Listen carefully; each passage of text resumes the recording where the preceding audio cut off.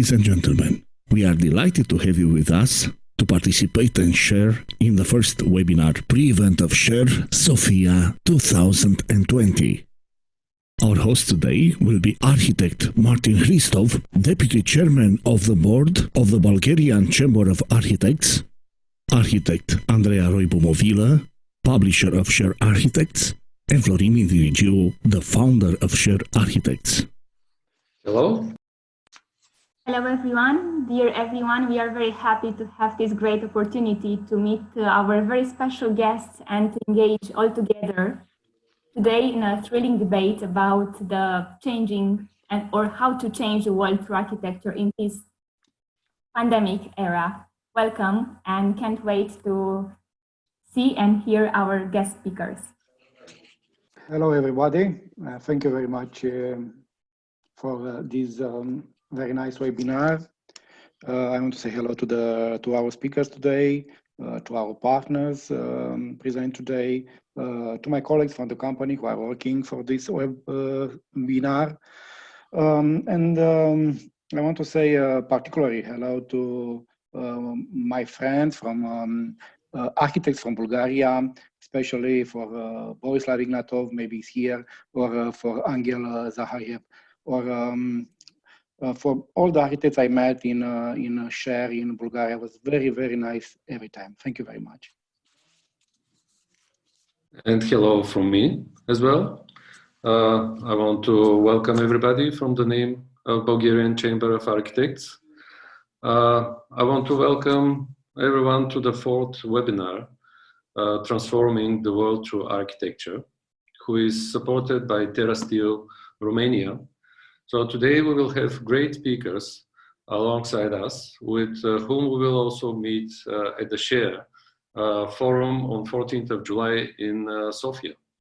So this is a new format, webinars, and we're very happy to have it here. So we will start the webinar with a series of exciting presentations, followed by a debate, and at the end today, we will have a sequence of questions from the audience.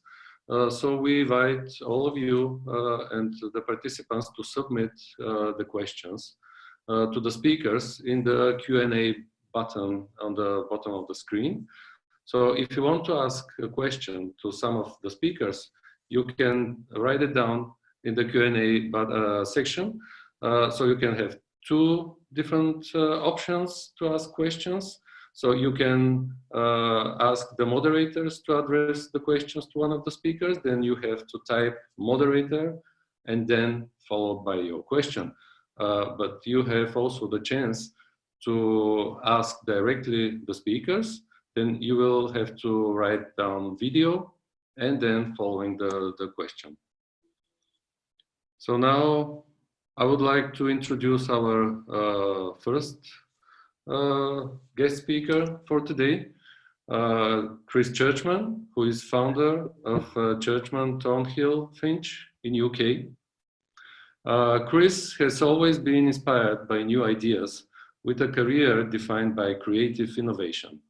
Highlights include pioneering work on living walls, groundbreaking naturally filtered pools, and recent collaboration with the University of Birmingham, exploring the potential of plant species to reduce pollution. This unique approach has won considerable acclaim in the award-winning redesign of the University of Birmingham, with its sustainable credentials and the Farsign design for South Gardens in London, which won the prestigious Landscape Institute's President's Award. So please, Chris. Hello. Okay. Thank you very much. Yes, this is a great honor.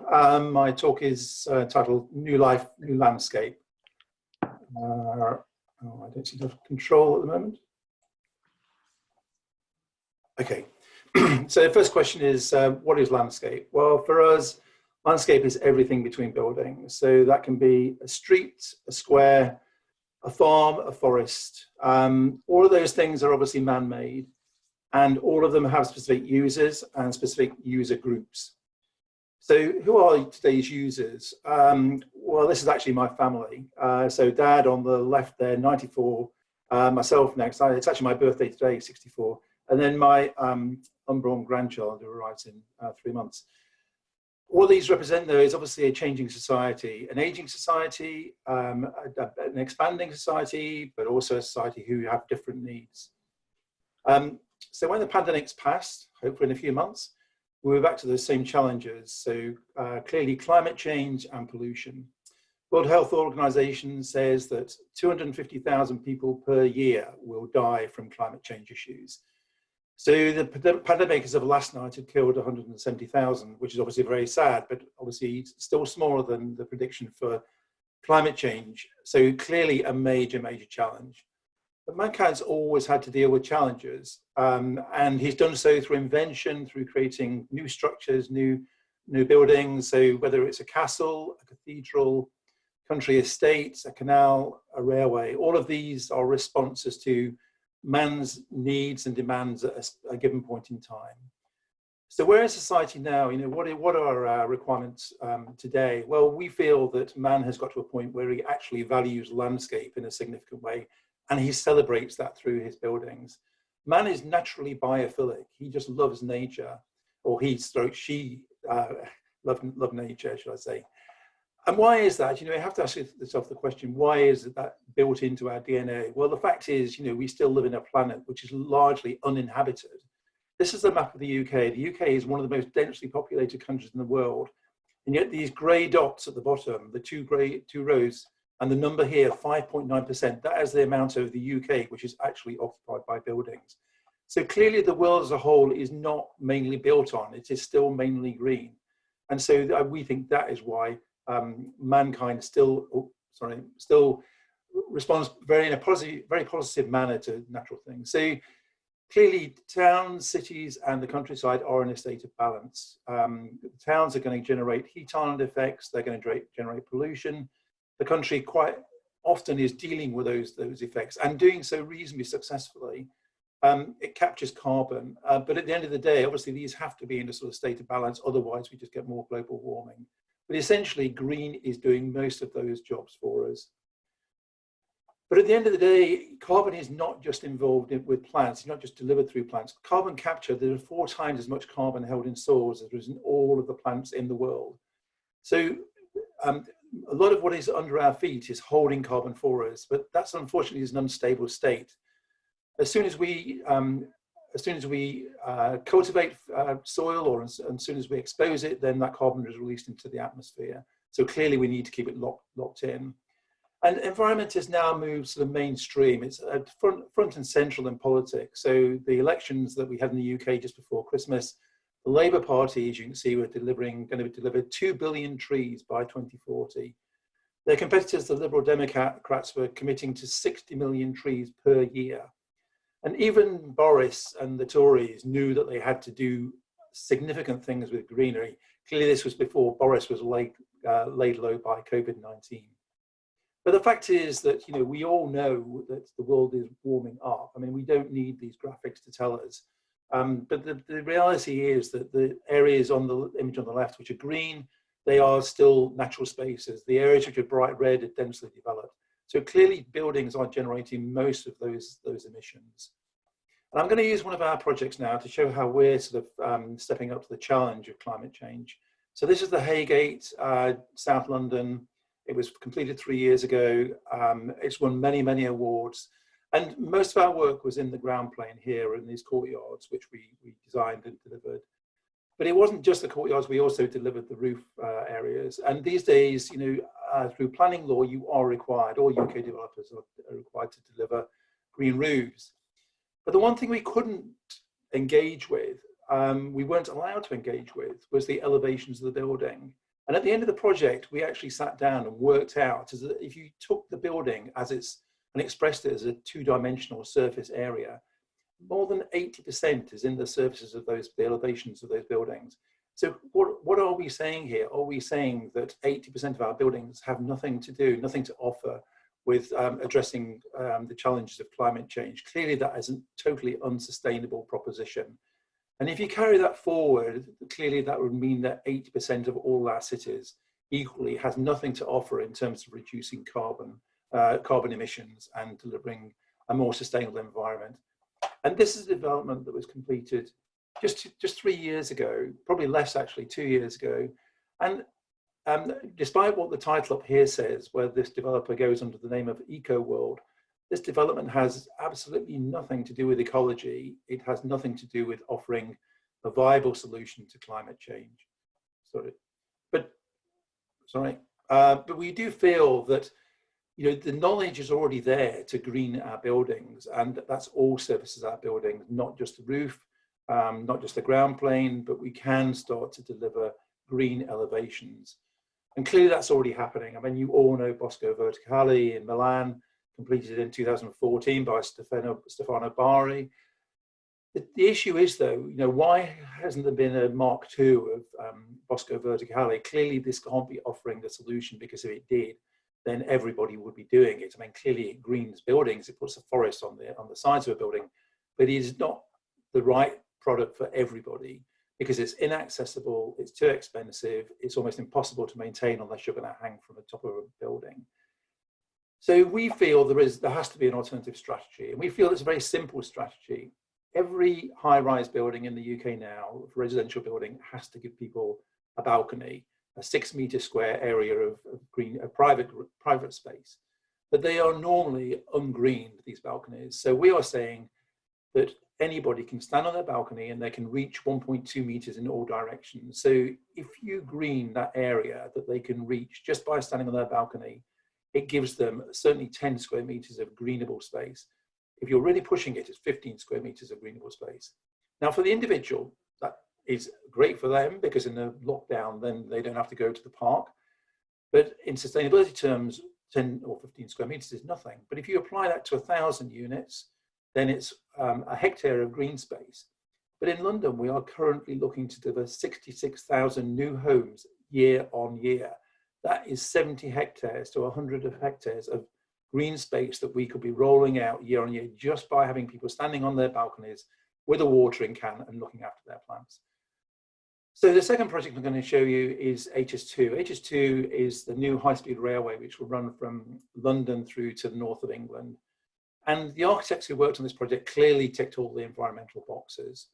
But, you know, this project is not just about the building. The climate change issues around this project relate to the surroundings. So there is a lake, there is a woodland, and as you pull further back and look at the entire 150 hectare site, then clearly most of those green issues are going to be delivered for the greater site, not from the half hectare that the building is sitting on.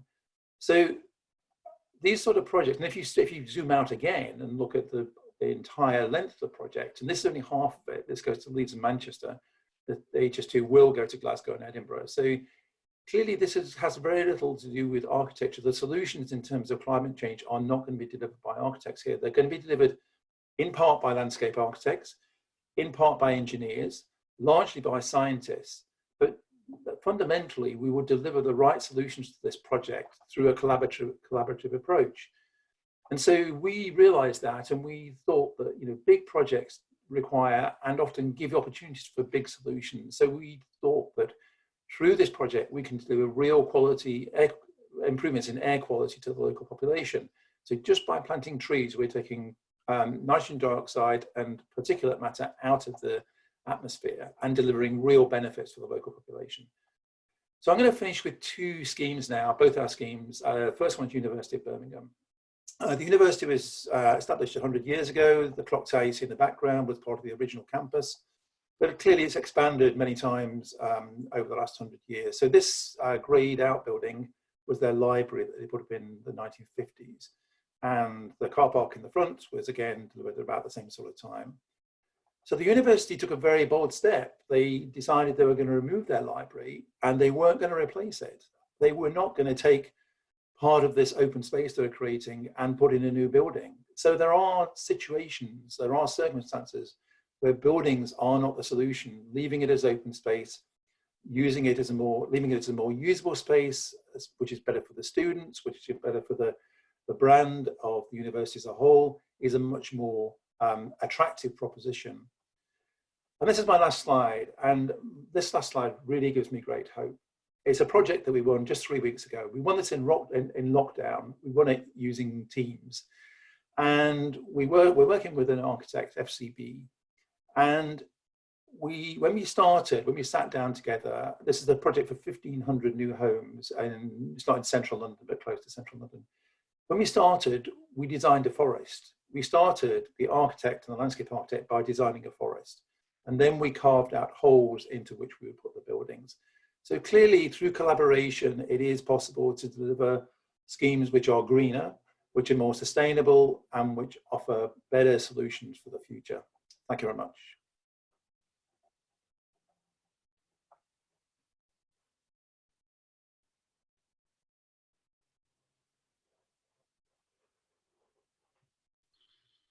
Thank you very much, Chris.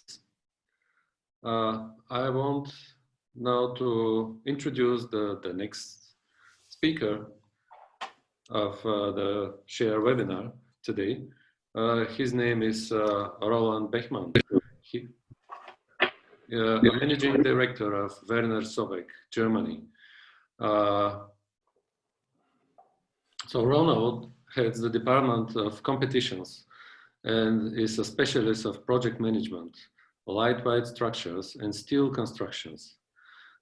He has extensive experience in various important high-rise projects, such as ADAC headquarters in Munich, Germany, the Hegu Tower in Singen, Germany, and the 400-meter high Olympic Tower in Nanjing, China.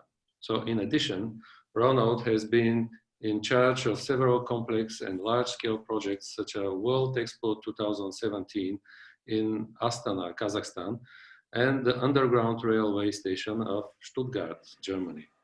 So please, Ronald. Hello, everybody. Thank you for the very good introduction. Yes, okay. I just have to check whether the screen is working. Thank you. So again, my name is Roland Bechmann.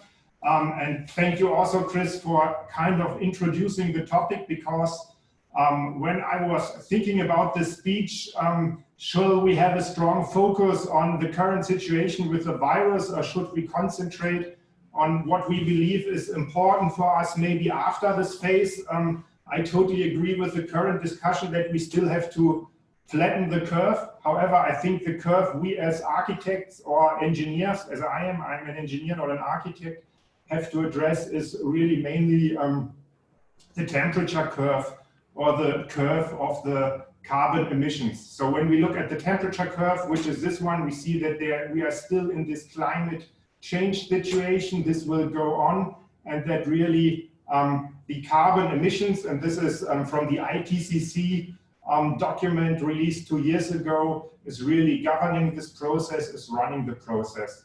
So, and at the same time, we are facing as architects, engineers, designers, a situation where everybody is moving to the cities, and where there's still a very, very high demand on built office space and retail space in the cities, and we really have to fulfill this need since the population is growing and people are moving to the cities. And I think it's now really to make the changes, whether we will still continue to see cities in which maybe, especially also situations like we have today, are very hard to address, or where maybe the life comfort is not good enough as we would like to see it. Or where buildings are boring and we can change them, or maybe where we have an interesting intercity life, or especially also, of course, very good outdoor spaces like here in Copenhagen. So this is one aspect. And the main type of buildings we are using to build these cities are, of course, regular reinforced concrete buildings like this one. Actually a very typical building you would see here in Germany, but of course also in Bulgaria, with concrete columns, flat slabs, and concrete cores. So when we look at a building like this, and at the entire oops, sorry, at the entire construction industry, we really see that and I'm not sure if you can see the underline now, that the construction industry today is really responsible for almost a third of the world's energy consumption, more than a third, almost by now 39% of the world's carbon emissions, and for almost half of the waste production. So what we really believe is that the way we are designing buildings currently has to change. And we think that actually in the last year, buildings did change a lot. And this is a graph from a study from colleagues in Switzerland who examined actually how is the spread for carbon emissions in a building or in regular buildings, depending on the operational emissions, here in gray or blue shown, and the so-called embodied emissions. So the emissions we really, which are emitted due to the construction process of the building. And what we see this is that in the last years, from a conventional building to maybe a building, what they call new standard or the optimized standard, the operational energy demand could have been reduced for really significantly reduced. So by now, for a new building, which they call here optimized building, the embodied emissions, so the emissions from CO2 we get through constructing the project, are just as large or just as much as the operational emissions over the entire lifetime of a building.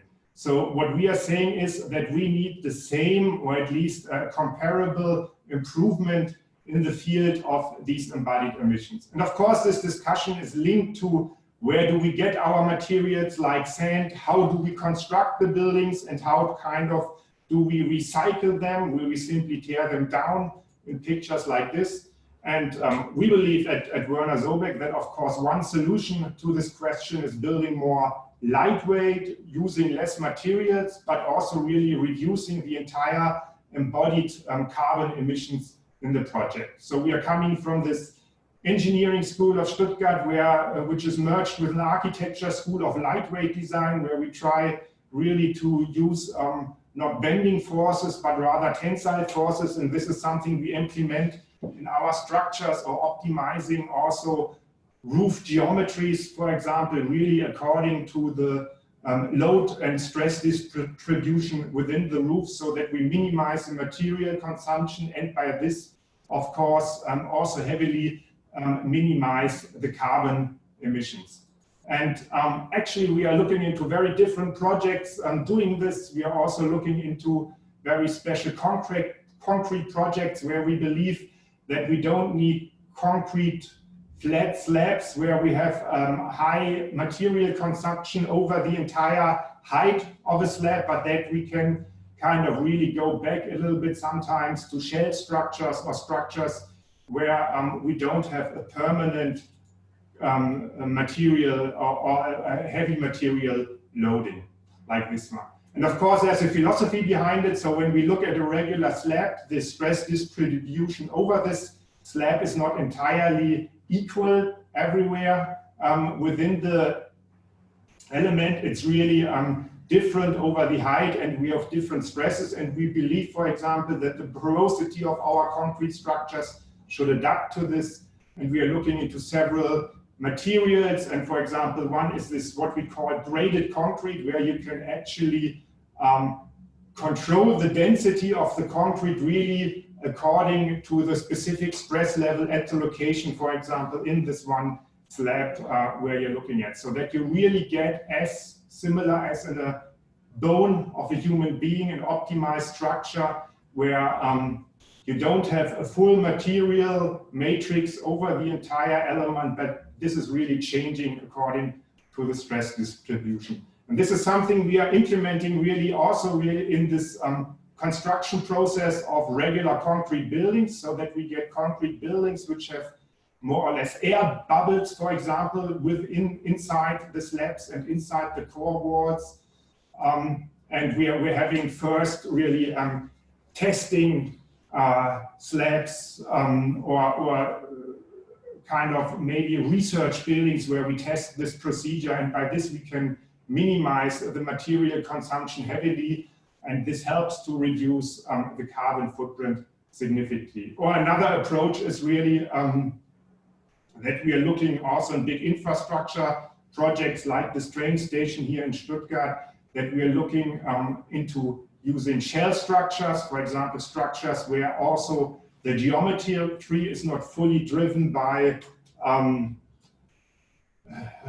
purely by aesthetic reasons or functional reasons, but really also by the load diagram, using experimental methods to find the perfect geometry. This is actually a very old design from the 1990s by Frei Otto. We are constructing and building this currently, where, for example, in this train station, the shape of this roof is really following the load path, and due to this, one can heavily reduce the material consumption. These are a couple of pictures of the construction process currently going on, where you see these shell-like cones a little bit, and also, of course, this is real pure concrete, also with reinforcement bars within. And we believe one other element is, of course, for example, like our design, where we're doing the where we're supporting the Turkish contractor in finalizing the full construction documents for this airport in Kuwait currently.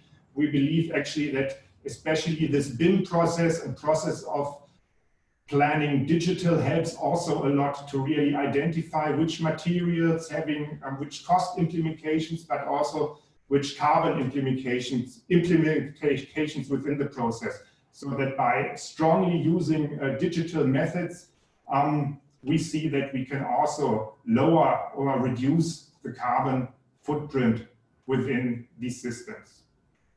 And of course, one aspect, and this is related to this, is using more timber projects, maybe using more prefabricated elements, because in a shop environment, one can even further reduce the material consumption.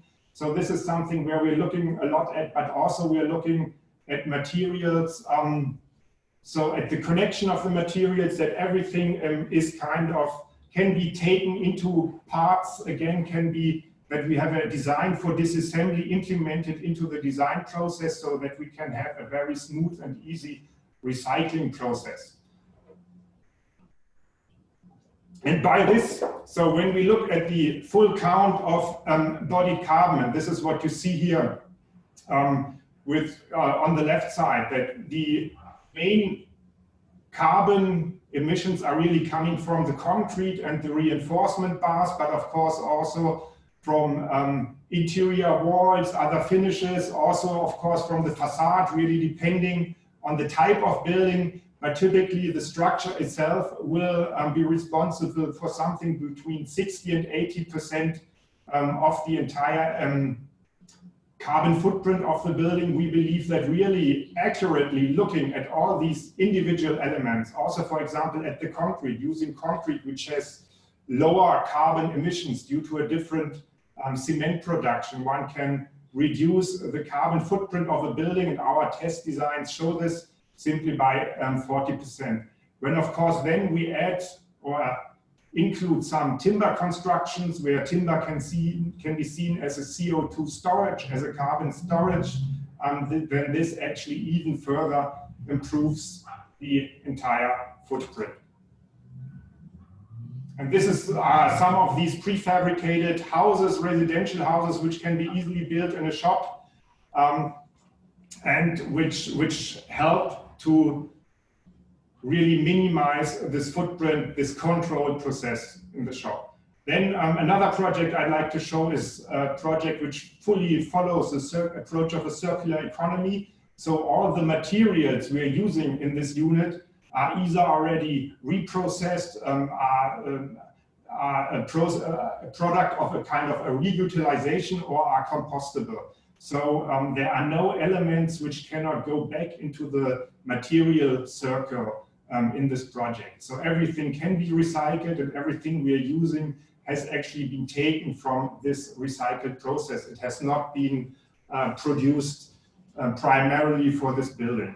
Of course, we also have to change the way we kind of erect these buildings. So we don't want to glue anything. We don't want to weld so much. We are using screws, plugs, and we are clamping the elements. So the process of fixing all these elements together also totally changes. And we think that this combination of minimizing the carbon footprint, but also of following a process of materials where we follow the circular approach, using the circular tools of the circular economy, reusing materials and designing the buildings in a way that they can be recycled, that this is really the challenge for building designers, architects, engineers, and everybody else, or everybody involved in this process, really in this decade. Thank you.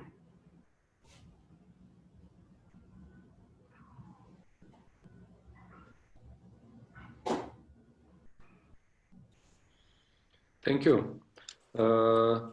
Thank you, Roland, and thank you, Chris, for these interesting presentations. I want to ask also our guests for asking the presentators questions. So you can push the button on the bottom of the screen with Q&A, and you can ask questions, so which can be addressed in the third part of the webinar. So I would like to present Cosmin Patroiu, who is the managing director of TerraSteel Romania. CEO, sorry, Cosmin. So Cosmin this is one of the most important manufacturers of thermal insulation panels and zinc-coated structures in Central and Eastern Europe, with production units in Romania and Serbia.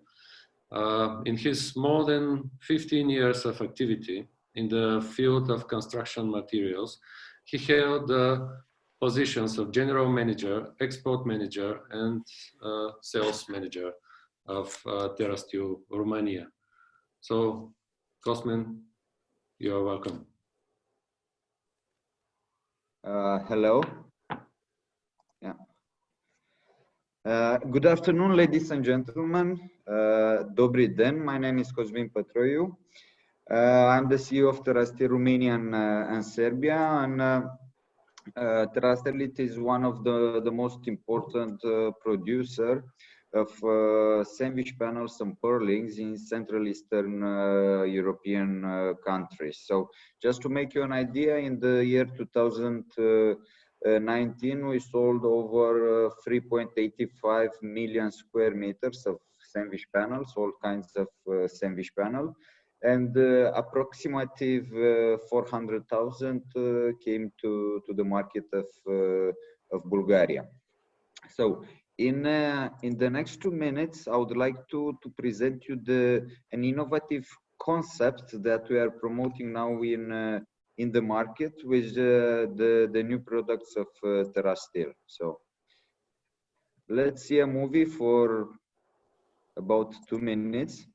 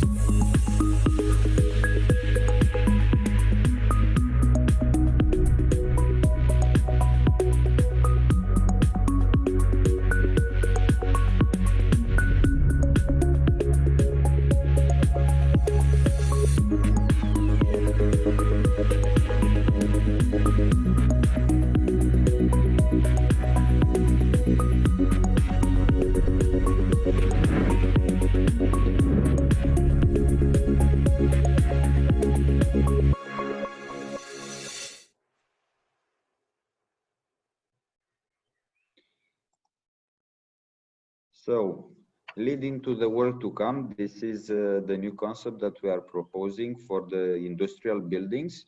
And I would like to go a little bit in the next 2 minutes through the main 6 characteristics of this product. So as you can see here, increase resistance to external factors. Why?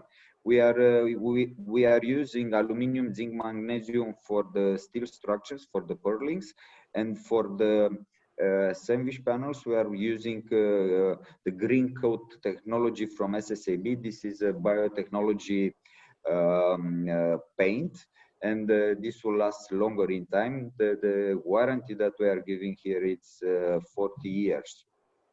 Superior fire reaction and resistance. Here the new sandwich panel developed together with Dow Chemicals. We have a BS 1D0 fire reaction class, and also the fire resistance, which is AE 30 minutes to different kind of spans from 4, 6, 7.5 meters. Then we get to the cost optimization. Here I would like to enhance the fact that all these materials are usable. If we put a building, we are not using welding, we are just using screws. And if we want to move that building in 10 or 15 years, then we can reuse 70–80% of the materials. I mean, the steel structure, the sandwich panels, but also the concrete, the floors. The new technology developed together with Dow is helping the heat transfer to be 20% better. So here we have 2 options. For example, either we can use a 80mm panel instead of 100mm panel. Either we can think on long term and we can have savings in the heating costs of the building. Through all these elements, we are trying to help a little bit to reduce the carbon footprint. And the foam, the polyurethanic foam, this is halogen free, and the magnesium on the steel structure is helping. It's keeping actually the zinc and is not going to the ground.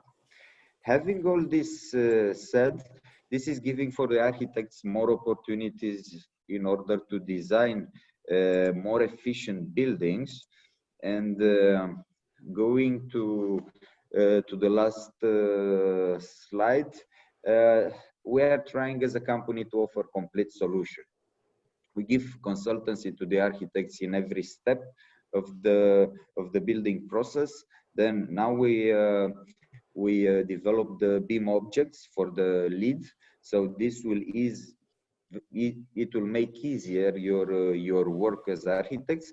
And after this, we can transport, deliver, and in some cases we can do the assembly on the site for the building. So on the Bulgarian market, we have our partner, which is RKI Ltd. So hello guys, if you are here. If you have questions for me, so here are some examples of buildings that we did in our region, and we pick up some buildings from Bulgaria did in the last years. So if you have questions, I'm here, and during the debate we can discuss. Thank you very much.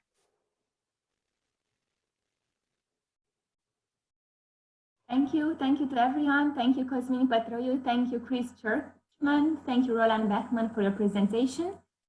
Now it is my great pleasure to introduce Mr. Frans van Vuren, Director of Studio, the Netherlands. UN Studio, founded in 1988 by Ben van Berkel and Caroline Bos, is an international architectural design network with 4 full-service international offices in Amsterdam, Shanghai, Hong Kong, and Frankfurt. The studio specializes in architecture, interior architecture, product design, urban development, and infrastructure projects. Over 200 staff from 25 countries are spread throughout the network in a streamlined structure that enables them to spend less time organizing and more time designing and collaborating with their clients. I can wait for the promising presentation, Versatile Healthcare Living, a 10-minute insight into the future of smart neighbors. Welcome, Mr. Frans van Vuren.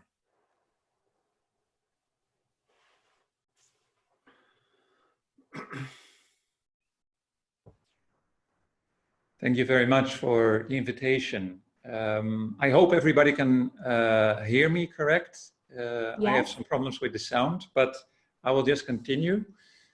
I want to talk today a little bit about versatile healthcare living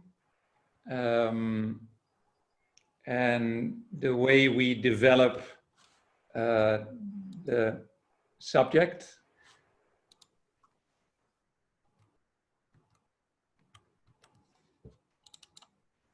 I'm trying to get control of our presentation.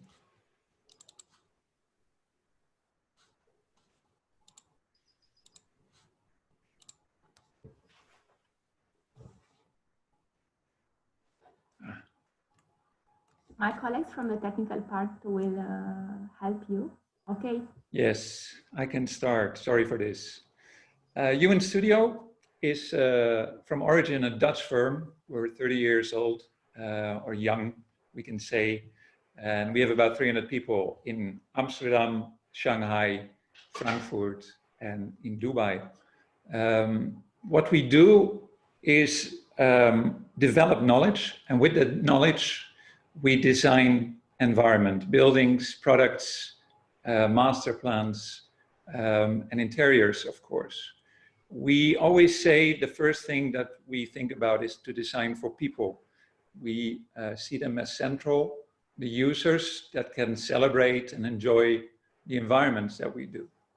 To create design nowadays, we utilize all the knowledge that we gain. And the knowledge is being molded into data, and that data is driving our design. As you can see, we have not only UN Studio in the slide, we have also UN Sense in the slide. And UN Sense is a daughter company that collects this data and makes sure that we can implement it in our architecture.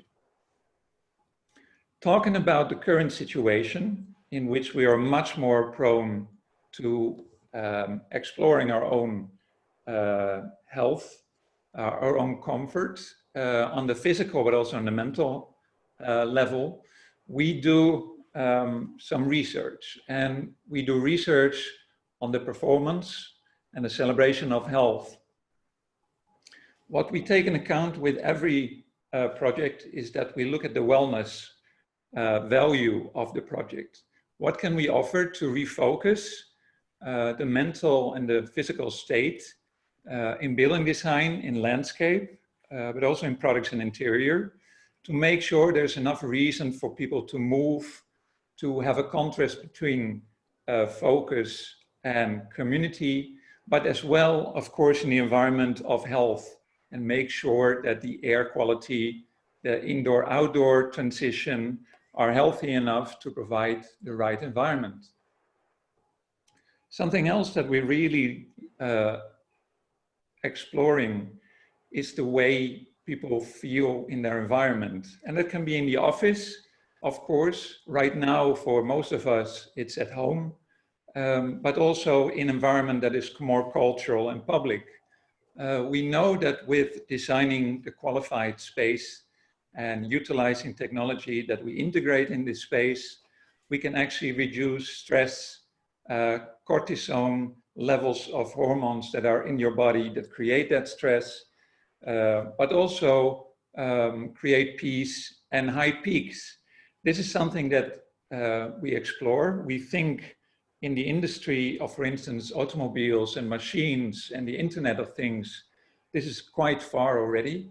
But in our architecture, we're just starting this. So it's a big opportunity. What we like to do with this is to respond to challenges and create adaptive environments. And that means that by integrating a different approach where we're much more ahead of the development, we can actually change the brief of any quest, every client that comes to us. You see a slide over here of the development of a master plan in the south of the Netherlands, a smart district, as we call it. And what you see over here is the transition of the brief on the left of the client into the master plan vision, in which we try to make sure that technology has a positive impact, that we have a certain versatility in the fact of robustness, and that we resonate on identity to the people that are going to use it. And I think the most important thing over here that relates to the current situation that we're in is the public information ring. We know that data is sensitive for everybody to a certain height, especially the younger generation is free with giving this data. But with developing this smart district, we noticed that it's essential to make sure that it's clear for everybody that takes part in such a master plan knows what is happening with their data. So there's a public information ring. We look at not only built environment in the sense of community, we also look at the kind of inventions that we can see on the market to create better cities. Two examples over here, the food security, the fact that we have to get our food from far, which is very current, of course, and which we know can be done much more efficient. In the Netherlands, we do a lot of testing and experimentation with that. And we know we can bring it closer to the city, so we don't have to travel so far and pollute our planet to get that food. The same with mobility. We know that cities don't allow high carbon footprints anymore. So how to make the city accessible and still bring green logistics to the city. And we did some studies for the city of Amsterdam in which we actually located batteries along the city ring, made sure you can get your electric vehicle from there and drive from that moment on through the city to create sustainable logistics over there, mobility. And this makes that we can actually in every design development combine three characters that are essential for us in the current situation. A low carbon footprint to make sure that we don't pollute the planet more heavily than we need to, as Roland also explained in its engineering. The urban comfort in the fact that we can make a smart district that is versatile enough, that creates community and make sure there is ownership. And biodiversity, the fact that we know that biophilia, like also Chris shared, is inherently valuable to us and create more than human systems from every development that we do. What we did from February is something actually very strange. We developed a master plan for a city quite close to Milan. We presented it half of February, and that was actually right at the start of the current corona crisis in Europe. And it seemed to be so actual that I want to give you a small in-look in what we actually did over there. And it's just scratching the surface, so it would be really nice if you can ask some critical questions on this. What we did, we proposed to our client to create a master plan that is all about versatile healthcare living. Our client was looking for a kind of a hospital in a larger area, and we saw this opportunity to create an urban master plan that is integrated with nature. The natural environment was prone over there and we utilized it. It's community driven, the fact that we see the existing neighborhood and we bring new people in that connect over there. And it's networked and connected, which means that they don't only talk to each other verbally, physically, but they also share data to make sure that we can monitor what is going on over there. And with that, we can create an inclusive and accessible environment for everybody. We said we create a neighborhood that is sensitive. So that means that it feels tailor-made what is going on over there. It's inclusive and it's active. And it's active in the sense that people that come to live over there take part in that neighborhood and not per se in socializing only, but take part in the availability of services that are offered over there. And the base of the neighborhood, in which you see a plan, a layout over here, was that we connect the existing tissue and make sure with the new tissue in between, there will be kind of an intergenerational community, which means that next to the senior citizens, we create families, we create professionals, and we make sure that also the healthcare workers, employees that are in the news right now, are part of that neighborhood. And with breaking conventions in finding the right language, making sure that the neighborhood on itself is the whole machine that actually defines the identity and not only one or two buildings, we create a new typology for master planning. A typology that actually makes sure that in between the built environment, there is this meaningful public space. And with the meaningful public space, we can create kind of the enhancement of availability of services. People know where to find it via their smartphone or via their memory. And of course, we create a sense of belonging, the fact that people feel secure and want to remain over there, temporary or longer. By integrating technology, we can really innovate. We can make sure that not only buildings know who inhabits them, can learn of patterns of living over there, but also the fact that the different neighborhoods that could be part of this realm actually could create an identity that also changes over time, because data, of course, is very versatile. And by creating this healthcare living as a service, we could say that the neighborhood is actually cut up in different zonings.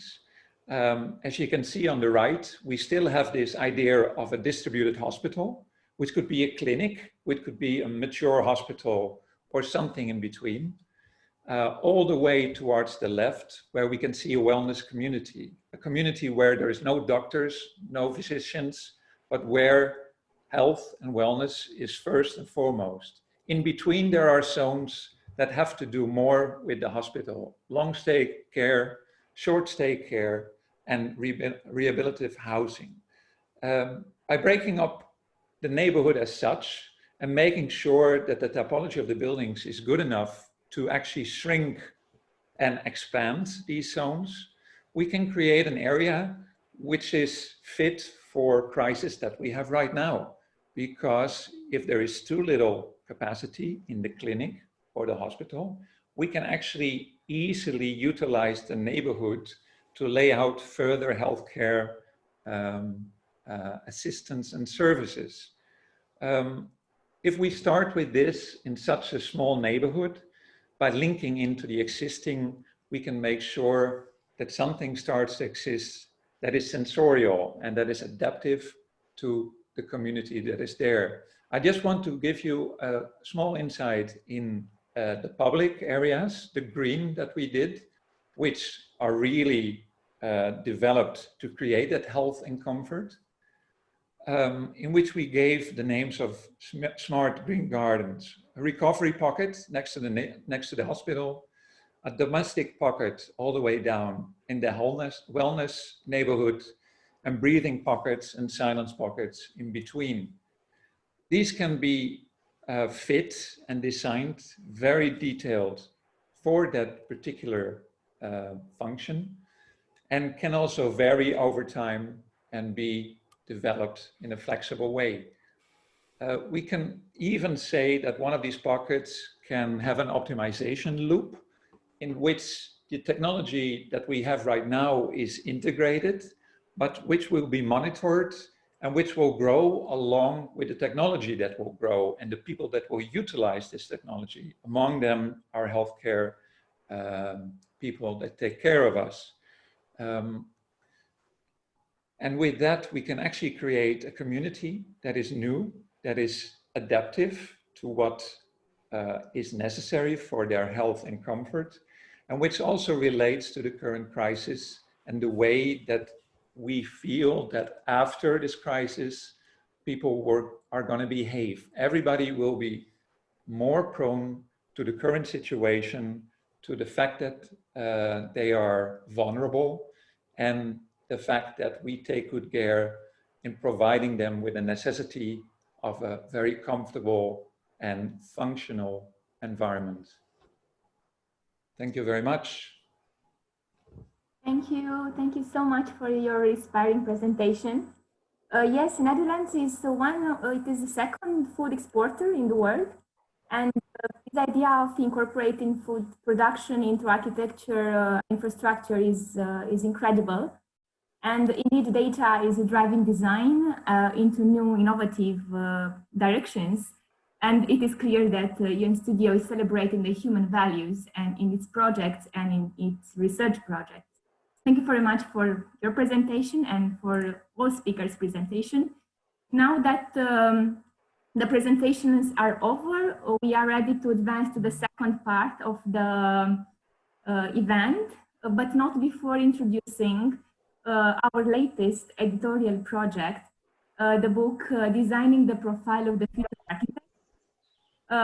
Last year, we have challenged around 100 architects and designers to anticipate the needed or the resulted profile of the architect in the future.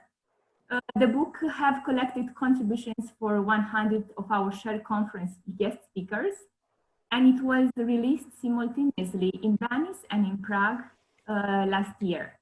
The volume upholds the missions of addressing the future challenges through architecture and to discover the vast amount of vivid intelligence in which profession is grounded. The International Editorial Project was initiated by Share Architects architectural forums that are organized every year in 10 locations from Central and Eastern Europe. After designing together the profile of the future architect, as a shared project, now we are looking to the next project. So we invite architects of the world to continue by thinking and talking about how to transform the world through architecture. And in this new editorial project, you all are invited to share your thoughts, your ideas, and you can share your thoughts sending an email to us. So we are all welcome all you to have this new project together. Now we are advancing to the second part of the event, but that will be the discussions and the debate between the guest speakers. You are invited to submit your question.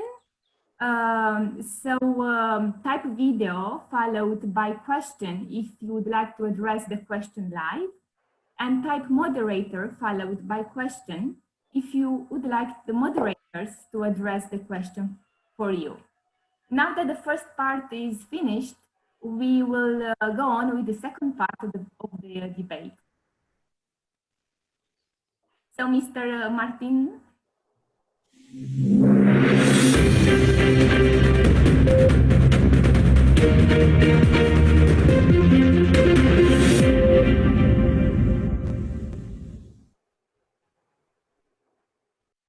Welcome back. Welcome back To the second part of our event. First, I will introduce and welcome architect Ersa Aydanoglu, who is product manager for architectural glass at Şişecam, flat glass. So before we dive into the debate, I want to inform the participants to submit their questions for the architects, because the question and answer session is right next to the second part. So I would like to welcome Ms. Aydanoglu. Thank you, Martin. Thank you. Hello to everybody who are listening to us. We are experiencing difficult times all over the world. I sincerely hope that you and your loved ones are safe and healthy. We actually don't know when this pandemic will end. And as being the largest flat glass producer of Europe, we continue production in all our factories all over the world, including Bulgaria and Italy. We still keep working partially from our offices or online from our houses, giving glass consultancy for architectural projects. As you know, building production is a long and complicated journey that many disciplines work together. And luckily, thanks to the new digital era that we have been getting through for the last decade, as architects and engineers, we can work from anywhere in the world where there is a mobile reception. In Şişecam Flat Glass, we believe that each project has its own unique story and special needs. We help professionals find the right glass solutions according to their project's special needs. What we do, let me explain briefly. At the design process of a project, we hold online meetings with decision makers. Of course, we used to meet in person. Now we carried our meetings to online platforms such as Zoom or Skype. We make technical analysis and calculations as we did before. According to the calculations and project's requirements, we offer the right glass solutions for your projects. We continue to contribute to your projects throughout the world with the technical support we provide. I hope we can get through these hard days as soon as possible and meet each other face to face this summer at Share events. Thank you. Thank you.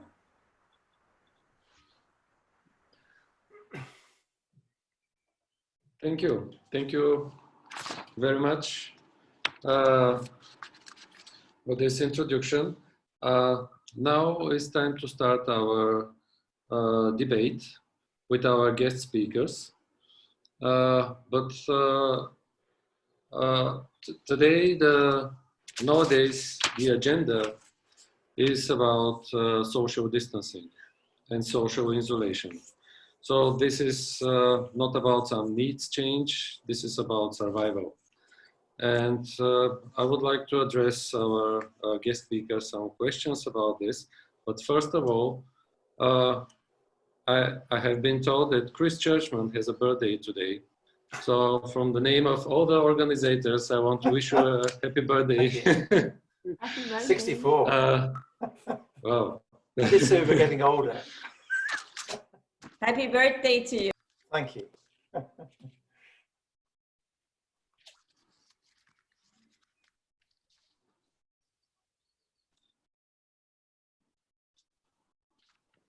Do you hear me? I can now, yes. Yeah, my first question is to you, Chris. So we know that architecture has the power to shape our behavior.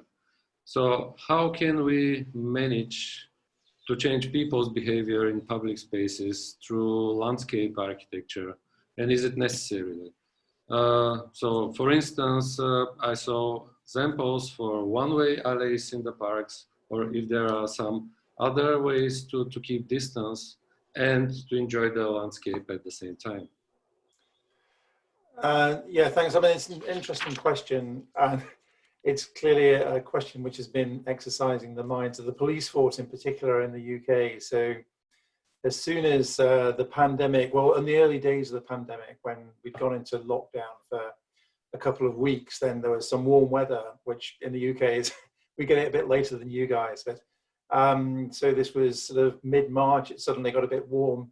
And basically everybody headed for the beauty spots. So places which, beaches and cliff tops and all the rest of it, places that would attract crowds on a good day. They attracted huge crowds to the point that they had to close them. So there is a bit of a dilemma at the moment in terms of what public space offers. I mean, I think in a way to answer the question, I mean, I think in the UK, we do have a very strong history in terms of providing good public space. So you know, the first public park was in the UK, and still, you know, we are still building public parks. So they're a very well-used resource that, you know, most people benefit. And because most of our cities are getting denser, then I think reliance on available public space becomes ever more crucial. I think what the lockdown has taught us, though, is that we shouldn't just roll out public space at the expense of private amenity. I think everyone in the UK, their aspiration in life is to own a detached house with a garden. Over the last 10 years, a lot of people have moved away from that model. They've moved to city living, they've moved to apartment living, and they get a balcony. And as I said in my presentation, those balconies tend not to be greened. They can control the regulations say you can't green them. And I really feel that this will be a time when we'll question that strategy, that we may well say, well, everybody has to have some access to private green space, whether it's a window box, we were rolling out, 10 square meters of micro garden attached to everyone's balcony as a very simple device. And, I've sort of floated that idea a few times over the last few weeks, and it's really starting to take traction because people understand it. They think, well, actually, yeah, if you've got 10 square meters of green on your balcony, then you can actually sit out there. You're not contained to your 1-bedroom flat. So I think there is a real opportunity in private amenity as well as public amenity. I don't think it's one or the other. I think you have to have both. Okay, thank you.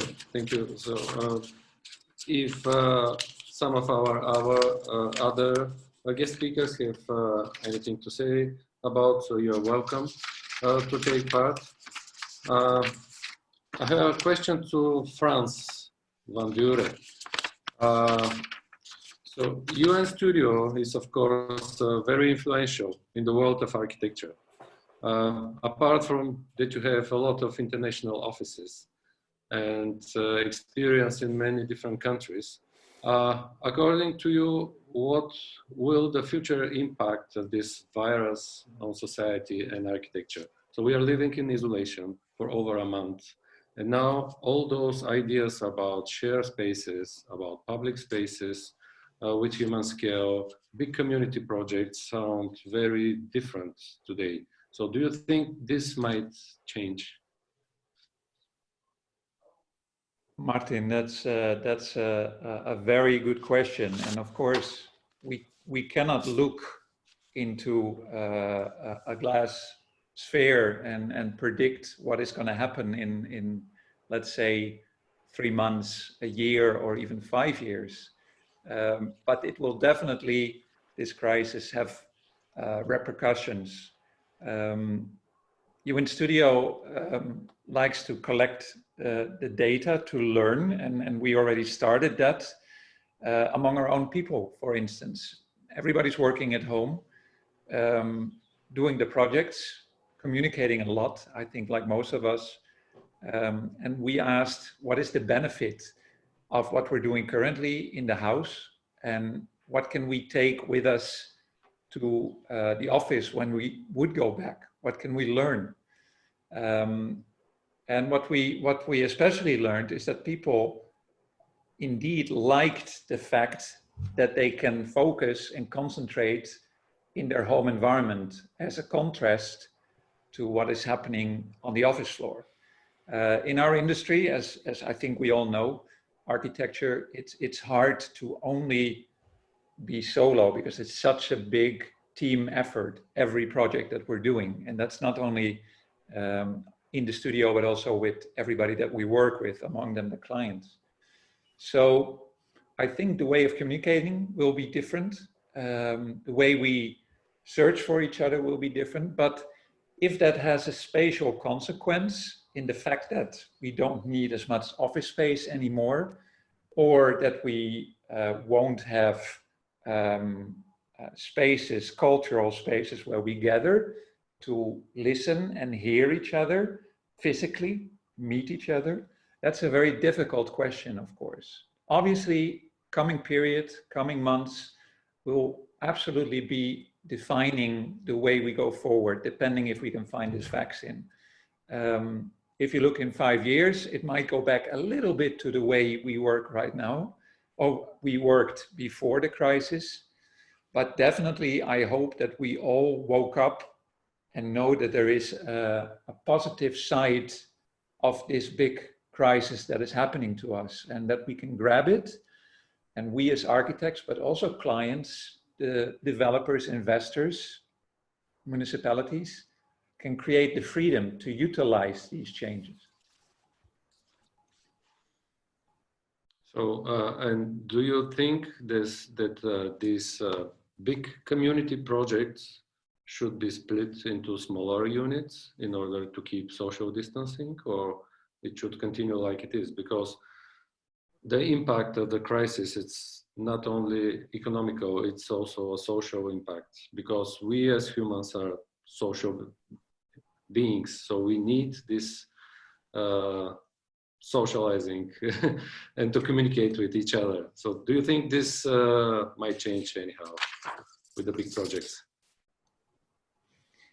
Yeah, if you go into detail, then I think there is a period until we all feel safe again. So if we have the vaccine and actually are not so vulnerable anymore, and then the period after, those will have different ways of adapting space. And of course, if we would go back to the office right now, I'm in the office, but I'm alone, there is nobody, then we will take measures to work separate, but we cannot do without collective spaces where there is maybe for the moment distance, but where we can still interact with each other, where we can have a session on the wall in which we define what kind of direction of design or knowledge implementation we want to do.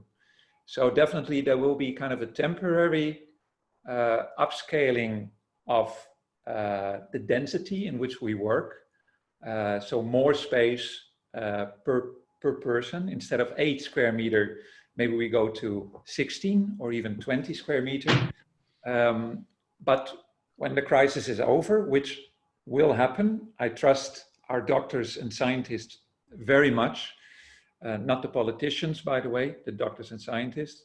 That means that we can go back to a more normalized way. And for this, there has to be an adaptive way of thinking.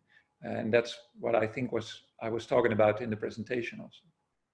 Can I possibly offer a comment? Is that possible?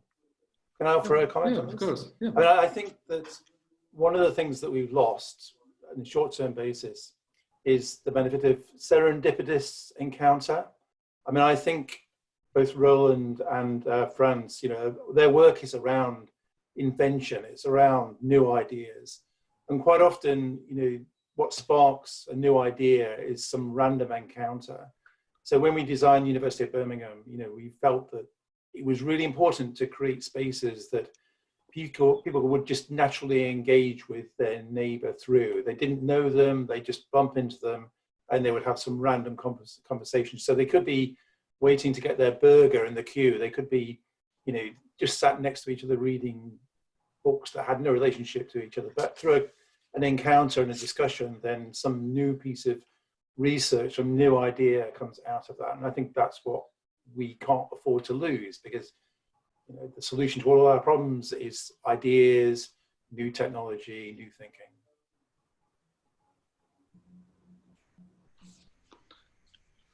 Okay, thank you. And talking about this temporary architecture, which is now developing in order to build like temporary healthcare buildings or social or cultural buildings. I have a question to Roland. Can you give, do you have any examples of inventing materials which can help to improve this temporary architecture? Yes.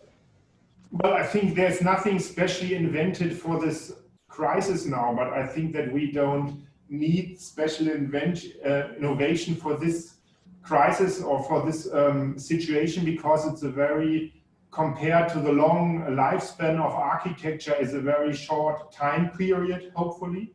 So even in the longest scenarios, we're discussing for 1 year, 1.5 years. But I again think, first of all, coming to traditional architecture, that this current situation now shows us how flexible our designs need to be, so that we cannot design for one permanent situation. Our designs need to adapt to different scenarios of working together, and that's true for the office space, for our space at home, but also for the urban space. So we need really flexibility. And in terms of temporary architecture, yes, I think this is now a time where proven technical methods for also prefabricated architecture have an advantage, because you can build them in a environment, in a factory where you can control maybe the working, the workmanship better, where you can really ensure that people have the appropriate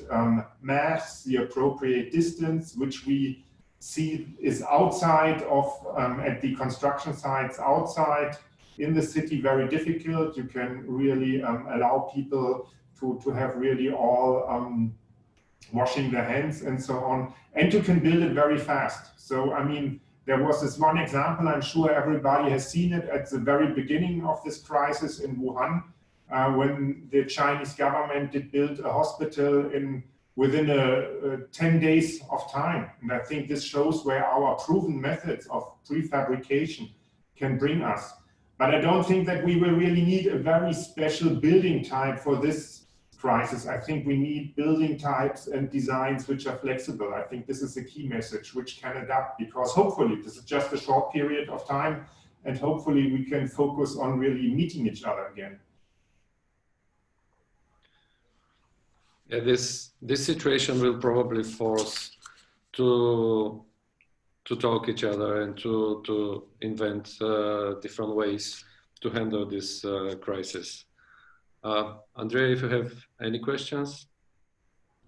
Yes, I have a question for all of our guest speakers, because I want to remind you all that yesterday was we celebrated Earth Day, 22 of April. It is celebrating the Earth Day. Well, this situation, this crisis will pass and things will return to normal. But I want to understand what constitutes normal, a normal relationship between us and Earth. Is it normal meaning sustainable? Is it normal meaning ethical? Is it normal even desirable? So this is my question for who would like to address it. Yeah, maybe Andrea, I can try to say something about it. What is the new normal? Yeah, new normal for the coming period, or what is the new normal right now?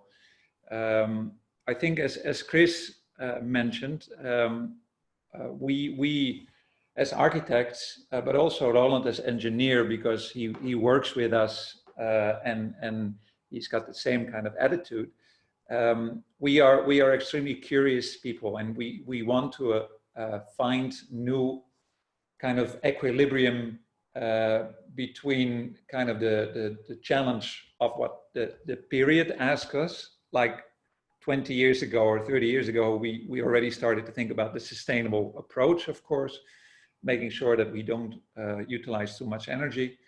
And right now, already for years, we are thinking about health and comfort.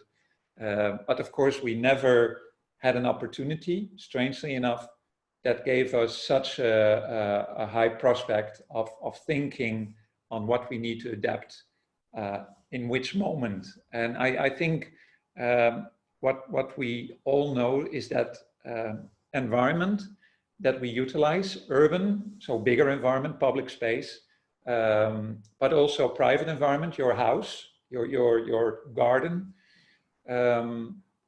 needs to be developed more versatile, because today we want this, tomorrow we need a little bit different.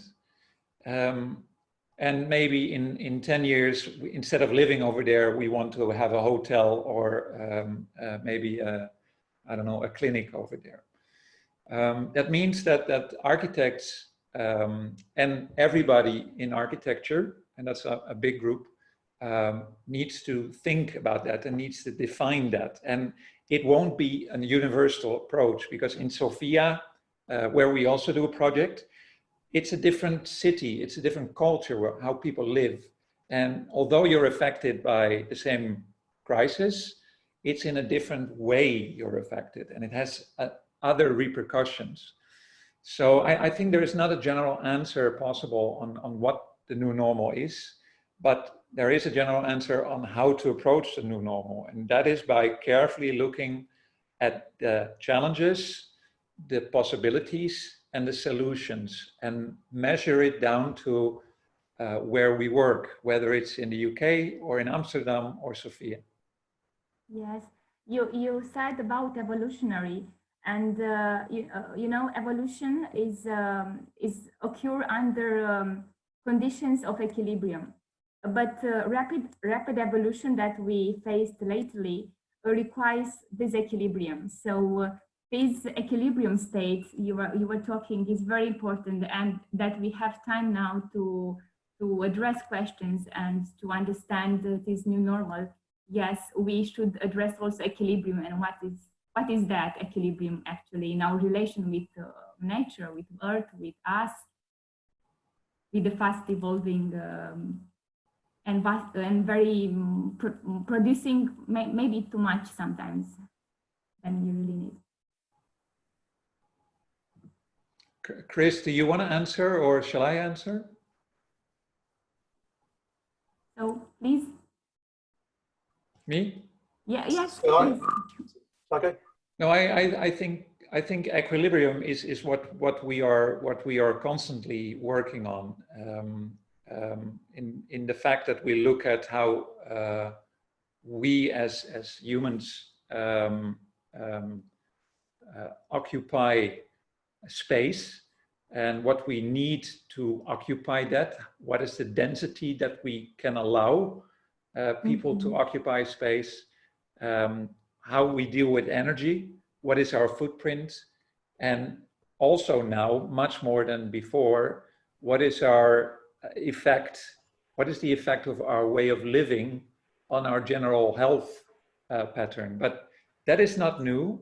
It only became more apparent and in kind of an acceleration right now. Yes, Hartmut Rosa, you know, acceleration in these changing times. He's a socialist who wrote very much about acceleration and the speed that we are living. So he proposed resonance as the way to address acceleration in these fast times we are living. Yes. So anyone who would like to address any question or any message? Otherwise, we can go on to read questions from our viewers. Can I just respond to that last question about equilibrium? Yes, please. I mean, I think the situation around climate change we've known for 30 years, probably 40 years. So there is nothing new in the climate challenge, and you know, we haven't been able to sort of move towards that state of equilibrium. And I think in a way, you know, the process has to accelerate, because if it doesn't, if we wait another 40 years, then we've really got a problem. So, I mean, it was interesting within Roland's presentation where, you know, he showed what is a conventional building, you know, a conventional warehouse building, which is still, you know, the sort of the grid of columns and the flat slab. And, you know, that's still the majority of architecture. That's still the majority of buildings that are going up. And you know, obviously Franz and Roland offer an alternative to that. But, you know, we have to move to those alternatives pretty quickly, because we don't have 20 years to hang around. Yeah. Yes. Martin? I think we can go to the third part with the questions from the audience, because I see very interesting questions coming here. Can I read? Martin? Yeah. Just a moment, because I have a question for Cosmin, because I see he is here, Cosmin Patroiu from Terra Steel. And I want to ask him, because I know Terra Steel very much from many years, and I like very much the team of Terra Steel, the people, and the products. And my question for Cosmin is, how do the architects help LEED solutions? Because it's very interesting for me to know this, please. Okay. As you saw the presentation, but this time the presentation was very short comparing to the presentation that we are doing when we are face to face, but we try to keep it very slow. How is helping this? So first of all, in your discussion before regarding sustainability, reusability of the product, all these products can be reused. So the concept of LEED, the main idea is that we can build the building that we need, and then we can move on with different modules. Or if we want to change the place and we want to move the building in some other place, we can reuse 70, maybe 80% of the materials. So this is helping very much to, from my point of view, also the environment, because not producing new products and reuse the other products, this will help a lot for the CO2 footprint and what we are talking about here. And also by having better thermal insulation in the sandwich panel, the architects can play. They can put thicker sandwich panel, and if we are thinking on long term, then we will have 20% efficiency in terms of consumption of energy, and this is going back also to the environmental. Or we can win more space using thinner sandwich panels. For small buildings, you will not see the difference, but for a 20,000 square meters building, then you will see the difference. And nevertheless, all the metal that we are using here, it's 80% recycled. So we are buying mainly from Western European countries, and the process is between 80 and close to 100% recycled steel. So through all of these characteristics, the LEED concept can help very much the architect in order to design a building that will get the BREEAM or LEED 4 certification, and this will help the developer in the end. So the main focus with these products from our point of view is the environmental. So, and how to do it on long term, because a story that I'm telling all the time, who is making the buying decision?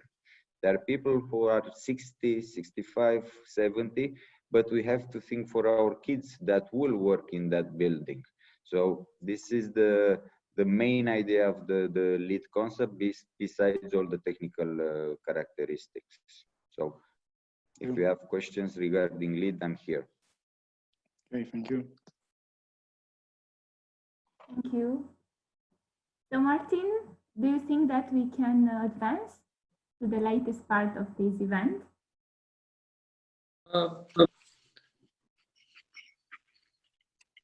Yes, so yes.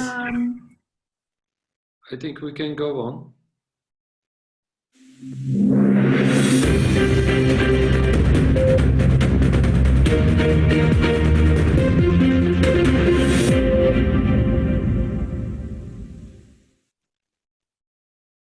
Welcome back. Yeah, many questions actually. Hope we have enough time to address all of them. Yeah, I would like to read first a question from Tanya Revanska. She asks, I'm reading it literally. If we all know which are the main problems contribute to the big carbon footprints of global warming, why you all continue to promote that all that high-tech materials and skills and styles? Yes, it could be modern on high-tech, but it could be made out of wood, not from steel. Yes, they could be recycled, but is there enough time to see how it's going to be?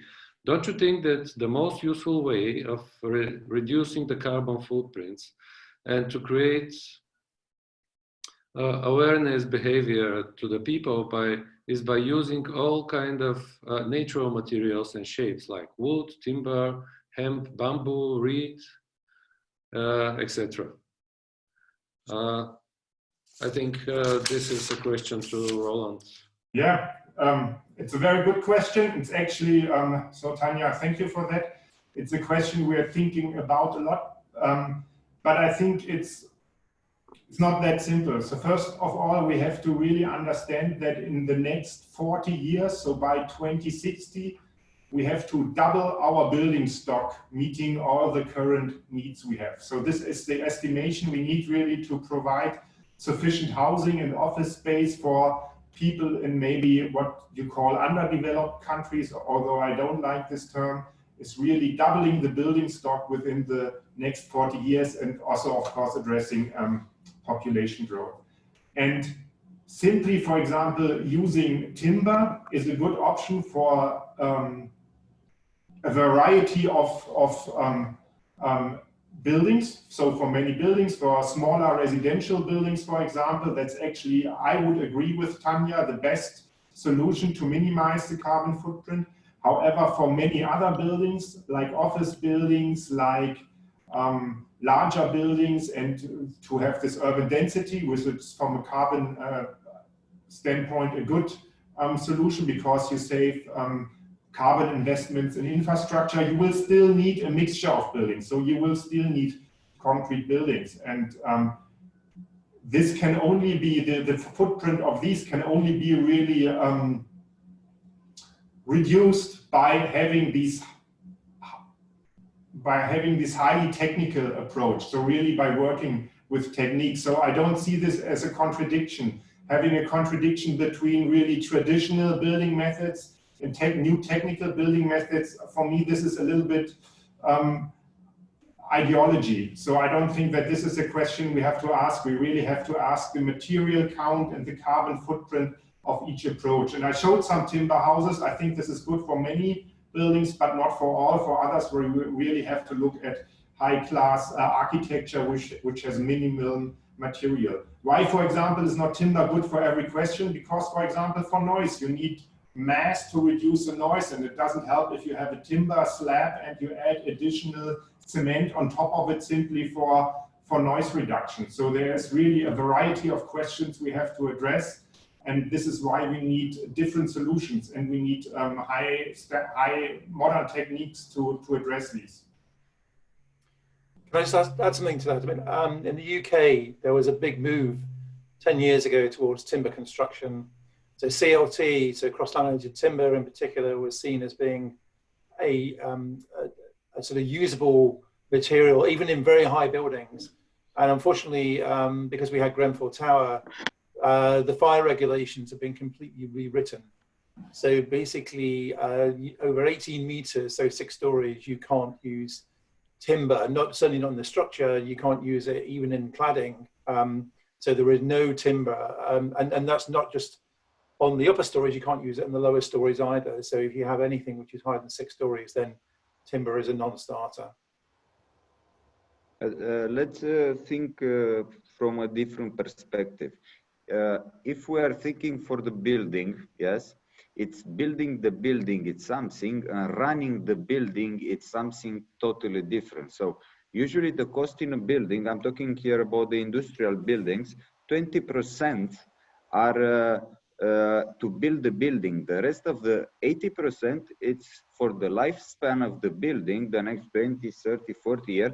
All the consumption of the building, it's 80% if we take it as a whole. So if we are using high-tech materials like steel, and even if it's recycled, then we will reduce the rest of 80% of the costs in the energy. So this is actually, from my point of view, helping quite a lot the matter with the carbon footprint, with the CO2. So let's think it as global, not only when we build that building. Okay. So. However, I try to point out that really this first phase of erecting the building is just as important as the operational energy, simply because it's not 80-20 with modern buildings, it's really 50-50 with modern buildings. But depends on the buildings. I would like to make a contribution to my colleagues. I would like to give an answer to Tanya.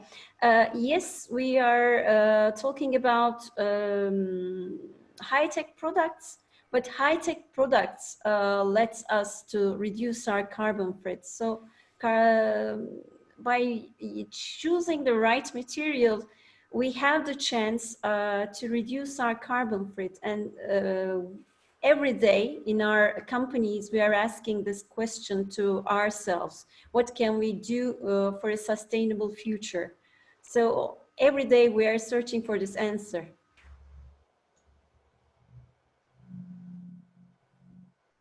Yes, I guess each architecture office is addressing the same dilemma with each project. I will go on with addressing a question from Rafael Barber to Franz van Buren. And he's asking, is there a way to enhance the user experience and or improve the psychological health of a user in space solely through movement? You mentioned how digital technologies are able to learn or to trace the pattern of living of a user. Do you think that's something which can be implemented in rehabilitation and psychiatric facility? So basically addressing the question, if tracing and or using data, you can improve the experience of the user. Yeah, nice question, Rafael. And I think that you picked up of some of the things that that I told during the presentation of the material. What we see happening in the industry, that is not so much the architecture, but more the machinery, cars, is that it's much more adaptive to the individual. And when you step into your car, you can put your seat good, you can put your mirror towards you, you can make sure that the music is according to what you like, etc. We think that that we can also do that in built environment.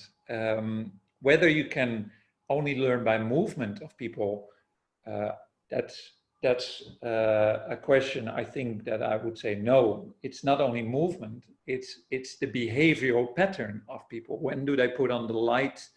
When do they take a shower? Or when do they go to bed or make food, or etc. Also, it's about the finer things that you have to observe to learn. The fact that somebody puts no music on, or a certain time of music, or very low music, somebody that likes to have smell in the house and likes to have a modern environment, or maybe a more traditional environment. So there's a lot of data that we can collect, which is still quite hard to collect because it's not easy to tap into somebody's own private environment. But with that data, we can do almost anything, I think, to make environment adaptive. Whether it's a school where kids can concentrate better at the end of the day by enhancing the light, or maybe even the smell, or having a different room with a different acoustics, as well as in a hospital or in a psychiatric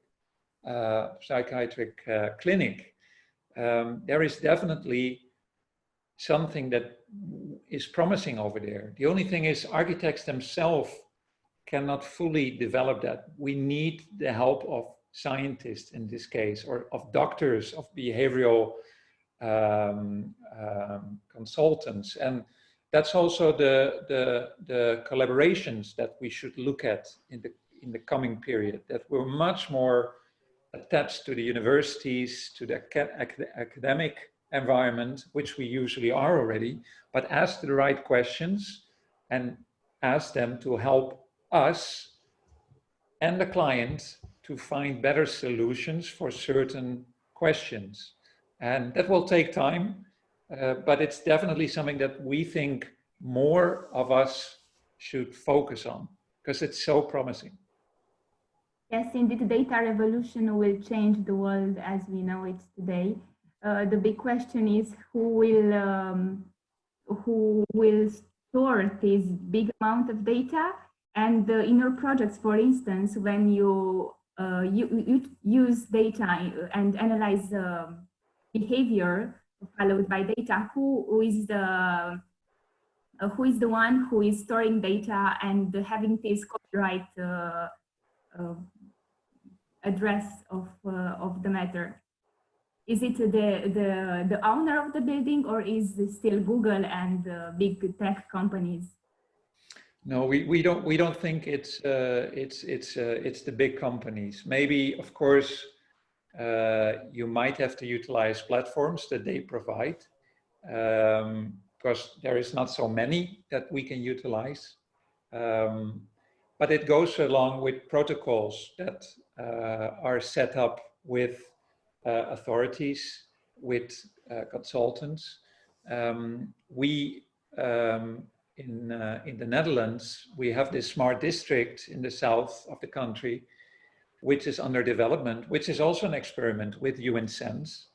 And the stakeholders over there are concentrating on making the data available specifically for the people that are going to live over there and that are going to service that area.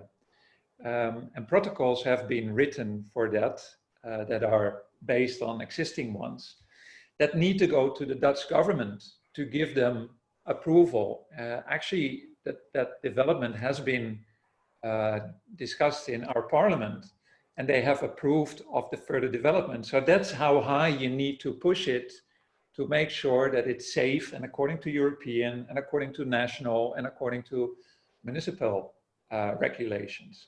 But that's a thing, a process that we need to push as architects to see what are the boundaries over there. And we all understand, I mean, especially I think us, the lecturers, because we're a bit older, we are not so happy to provide all our private data. We know that the younger generation is easier in sharing, but still you need proper protocols for that. Yes, indeed. Martin, can you go? Yes, very interesting question from Plamen Delijov to all the participants. Having in mind the turn US is trying to take towards classical architecture with their government building. Recently, I dive into classical architecture and its 5 orders.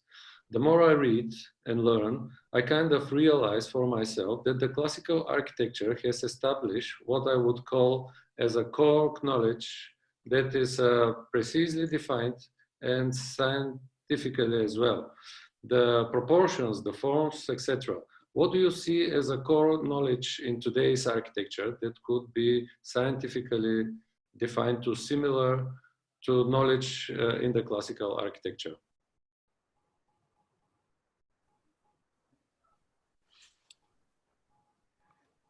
Martin, is it directed to me? No, this is to all. You can start, please. Chris, do you want to take a first stance at this? Well, I'm probably the least qualified, but I'll have a go. So, I mean, I think those sort of core principles of classical architecture, so the underpinning Palladian principles from 1600s.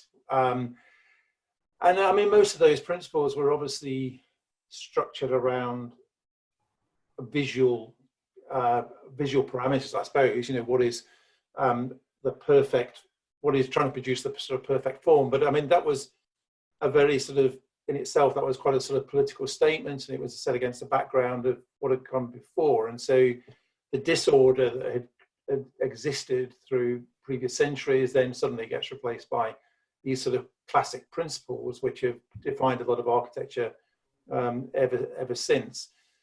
I mean, I think those core principles still hold true. I mean, the sort of visual, what is beautiful at the end of the day in terms of a certain given set of principles that applies to all things. You know, any sort of creative process is going to throw up an entity which has to sort of meet certain principles of what is beautiful. I mean, I suppose now things have moved on, and in a way, this is coming back to the same sort of issue, that the data that we have to our fingertips, the data that we can use, that we can rely on, that informs our design processes, is inevitably infinitely greater than it was when those classical principles were first formed. So yeah, I think they still hold true, but at the end of the day, there's a lot of other influences now which are coming to bear. So I'll let the experts talk about it now. Yeah, I think if I can try to say something about it. Look, we currently know so much more scientific background of our environment. What a tree does with you in your perception, or maybe what a certain type of space with a certain acoustics or certain sound does with you in your awareness as human being. Classical architecture based on kind of the Greek golden rules are all about proportion and scale, and a very formalistic way of executing them, as symmetric, higher than wide, and different layers behind each other that didn't change for centuries, and were picked up in the at the end of the 19th century in the reclassicism, etc. Whether scientifically it's proven that benefits us as human beings, I don't know if that's so. I think we've grown accustomed and used to it. And of course, golden rules means that there is something in scale and proportion, and that might be pleasing to us and comfortable. With the occurrence of modernism, let's say if we go to architectural history, modernism is all about making a built environment available to more people. It's not only the powerful institutions that had these classical formalistic buildings, but it's mass housing, it's hospitals where you can treat people according to the new set of hygiene rules, open facades that make sure that you can get natural ventilation. The fact that we put sanatoria not in the cities, but in outside of the cities to create healthy space over there. So that's where, for the first time, I think scientific rules have been put down that architects saw as appealing and implemented those into built environment, and architects and landscapers, urban planners, etc. Much more than in the classical times. I think that's an ongoing process, and I think we are still kind of postmodern. Yeah, we don't know how people will call the era that we're in. But the fact that we can implement so much more knowledge in built environment means that we probably not make it for this mass, this volume of people anymore that need to go or need to be able to live in the city and find affordable housing that is healthy and comfortable for office space. But it's much more directed to the individual. And that means we will get an architecture, or we already have an architecture and public space that is much more related to the different sets of people that utilize it, the different cultures that are in our society right now, the different requests that everybody has, the fact that somebody is a bit more prone to having allergy than somebody else. And I think it's a very interesting time, but to see if that would lead to a certain stream of architecture that is just as strong as what we had all of these centuries of very formalistic architecture, that's to be seen. That's a very difficult question to answer, of course. Is that clear, do you think? Roland, can you say something about it as engineer? You're the most scientific of us. Actually, I think what you pointed out has a little truth to it, that the old rules of traditional architecture, may this be Greek architecture, is a mixture of aesthetics, proportion, but of course also of engineering sense. So people were trying and establishing rules which allowed them to construct buildings at several places, following the same principles and rules, so that they could be sure that they really also meet the engineering and the architecture. And I think nowadays we are much more diverse. So we have different architectural offices having totally different design approaches. We have totally different clients not following these general rules. So I think the situation today is so diverse that we are far from developing really common principles, I would say. I think one can maybe agree on common goals, but I think now we really have this competition of different attempts to how to meet these goals. And I see this, this brings good and bad results, but I think this is simply a reality we're in. So I see there is no such thing as these traditional rules anymore. That's gone, because we have so many answers to much more questions than they had back in these times. Indeed, a very inspiring answer to the question. I would address maybe one of the last questions, and those who have questions that were not addressed will receive answer through email. So stay sure that we will answer all your questions. It is a question for Ayanisa Shehu. She's asking if the number of the world population is growing, and at the same time, the percentage of people living in cities is growing. How can we, as architects, provide and at the same time a better lifestyle? Is the skyscraper the solution, or do we need a new typology, such as vertical farming buildings, which is really hard to implement in parts of the world? To better explain, is this the start of the urbanization process? Asked Alberto Lago. So anyone who would like to give an input on this urbanistic matter? Do you mind if I start on this one? Because this is something that I spend a lot of time thinking about, and it's a really pertinent question, particularly pertinent to London. So London for many years now has had a real problem in terms of housing. And we have a thing called a green belt, which is around our city. And basically it's constrained development over the last 50 years to the point that the city is almost sort of bursting. So there is a real pent up need for new housing within, around London, but within the UK generally. And so there are two models that you can use. You can either consume some of that green belt, you can start building on it, and that process has begun. So already developments have started to go up. Or you can try and maximize the efficient use of the land which is already within your city. And there are also hybrids of that. So there's one particular architect called Peter Barber who wanted to build it's quite a narrow corridor, but he was going to create a ring around the entire city of high-rise living, basically.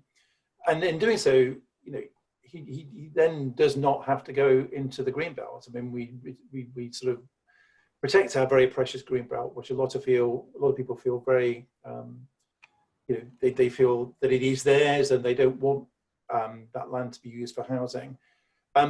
It's a very radical approach. I'm not saying that I necessarily agree with it, but certainly I disagree with the approach, which is just to roll out suburban dwellings over huge tracts of countryside. The idea that you build on the edge of town, you build two-story developments, to me seems an anathema. It just seems ridiculous. I mean, totally unsustainable.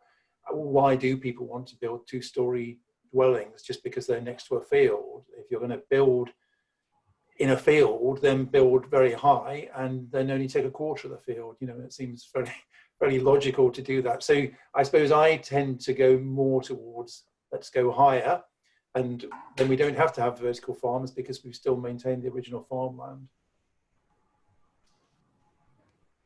I can take it. I totally agree. Of course, we as engineers also approach this with numbers, and really the carbon footprint again goes lower with higher density. So because investing in infrastructure can be used by more people. The connection between people is shorter. There is less need for example, additional mobility. And when we are going back to a pandemic situation like this, or into a situation like this, also we see that in urban areas, for example, health infrastructure is better. So there are many, many good reasons for keeping density. And this also means having higher buildings. And one aspect of this is, of course, if you keep the density, you also keep the green spaces, as Chris pointed out in the very beginning. So yes, we need skyscrapers, but maybe we need better ones than most of the ones today.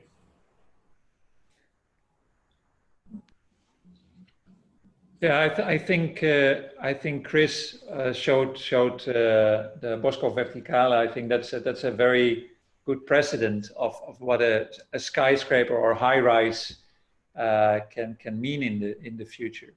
And of course, also as Chris pointed out, that there is different directions that I think the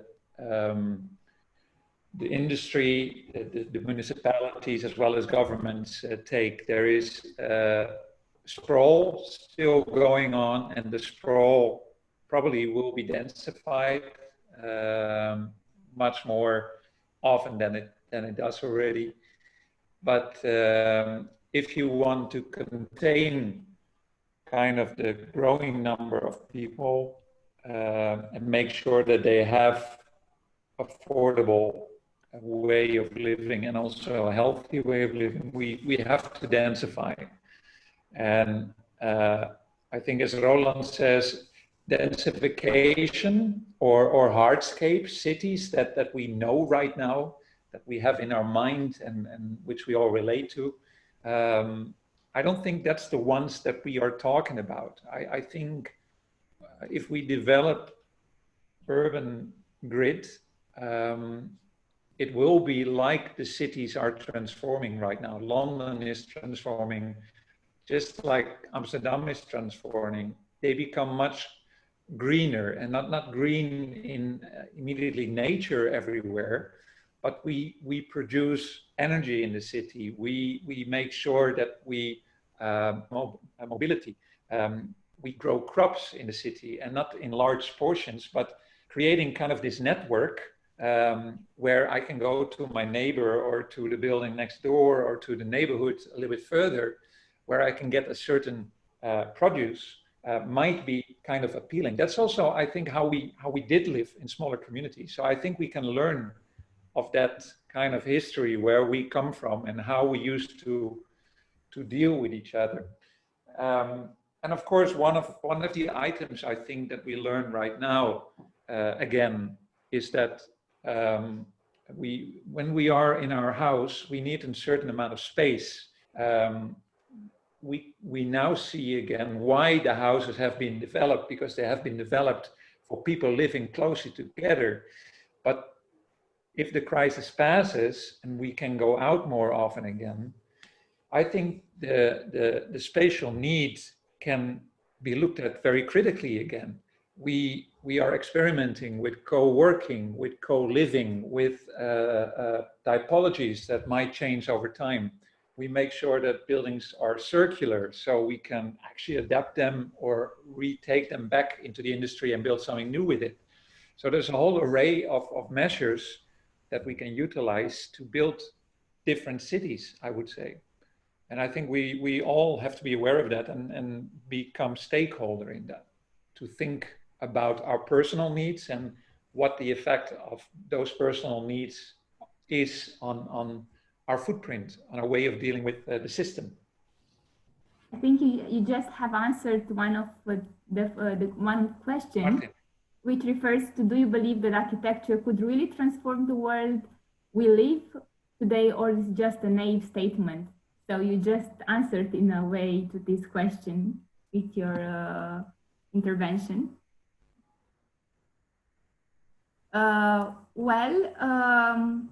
we are going to an end, and we cannot afford to address more questions, although they are very interesting and very diverse. Our colleagues will send these questions to the guest speakers, and everyone will an answer.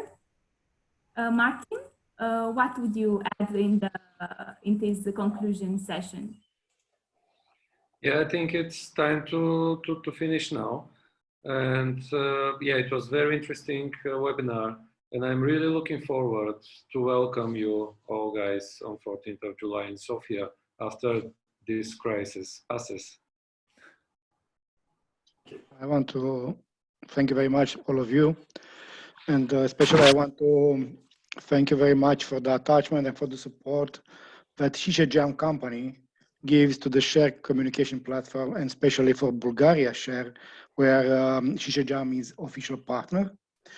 And more of this, I want to express my gratitude to the people from ShishaJam, and most of them are here today. And I saw Sheima, Victor, Alberto, and of course, Yesra. Thank you very much, ShishaJam, for all. Thank you. It's a pleasure for us. Thank you to all our guest speakers today, and thank you to the participants. It became evident that the world is affected by critical global changes. Architecture is part of these, and the world needs more strong visions and effective plans for addressing these challenges. Thank you, everyone. Thank you, Martin. And hope to see you very soon together at the Sofia event.